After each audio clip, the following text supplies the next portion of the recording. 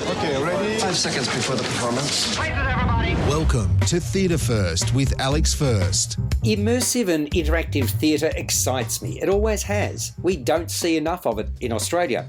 That's why I entered the Austral in Collingwood, which is a former theatre, cinema and roller skating rink that dates back to 1921, with a heightened sense of anticipation.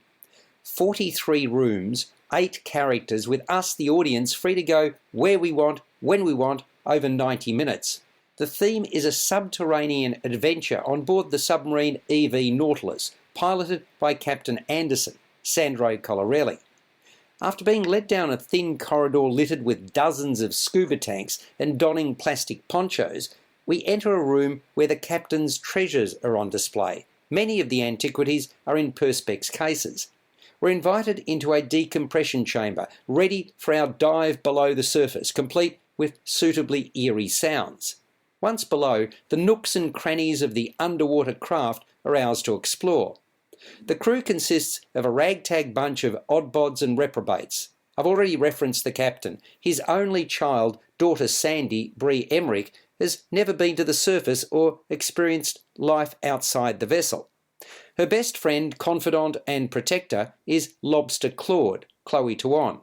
Showing more than a passing interest in Sandy is the dashing Chan, Jeremy Lloyd. Stefano, the mustachioed head chef, Christian Santic, has a snidely whiplash quality about him. The latter was a fictional character that appeared as the main antagonist in the Rocky and Bullwinkle animated television series. The half-human sea creature, Callum Mooney, appears menacing but is shy. Salacia, Meg Hickey, is the tantalising sea witch, a purveyor of the dark arts. And finally, there's the lithe and long-limbed charmer and seducer Trink, Sho Eba. The EV Nautilus is a potpourri of spaces, from food preparation areas and living quarters to a herbarium, a child's diminutive jumping castle and a beauty parlour. There's a love swing and a room for sexual deviance, plus a decidedly nasty-looking operating theatre with blood-spattered walls and floor, and much more besides. As we clamber up and down narrow staircases and move into the rooms, we interact with the cast, who perform a series of mini-shows.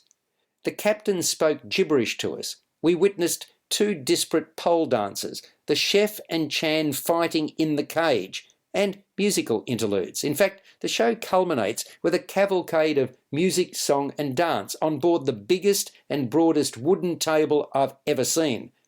These talented and versatile artistes are undoubtedly melodious.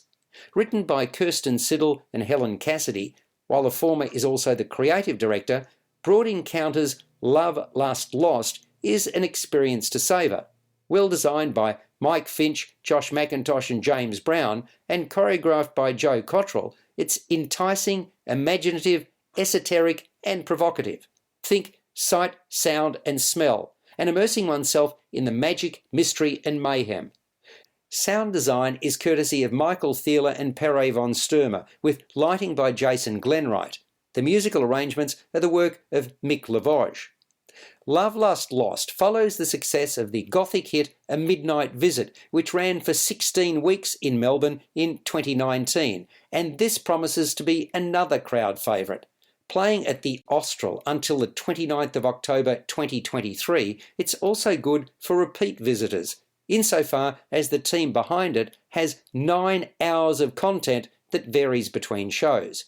For bookings, go to www.lovelustlost.com. You've been listening to Theatre First with Alex First. Available at Apple Podcasts, Google Podcasts, Spotify, iHeartRadio, or your favourite podcast player. You can also stream on demand at Bytes.com. This has been another quality podcast production from Bytes.com.